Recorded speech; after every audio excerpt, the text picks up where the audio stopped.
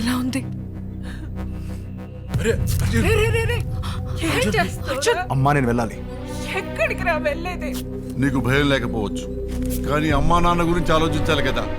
అర్జున్, ఇప్పుడు నువ్వు బయటకు వెళ్ళటం సేఫ్ కాదు. కావ్య వాళ్ళు తెలియక మారుతారు. నీకు అర్థం కావట్లేదా? ఏం అర్థం కావాలరా? ఆ బుల్లెట్ కొంచెం కింద తగిలుంటే ఏమైండేదో తెలుసా? నీకెప్పుడో చెప్పాను ఈ రిపోర్టర్ జాబ్ వద్దని. ఈ సమాజానికి నువ్వు చేసే మంచి అక్కర్లేదురా. మంచి చెడు జనాలకు వదిలేద్దాం నాన్న. మనం నిజం చెప్దాం. నిజం. అసలు నిజం ఏంటో తెలుసా నీకు? లాస్ట్ 10 ఇయర్స్గా ఈ దేశంలో నీలాంటి వాళ్ళు 73 మంది జర్నలిస్టులు ఏదో ఒక స్కామ్ బయట పెట్టాలని ప్రయత్నించి ప్రాణాలు పోగొట్టుకున్నారు.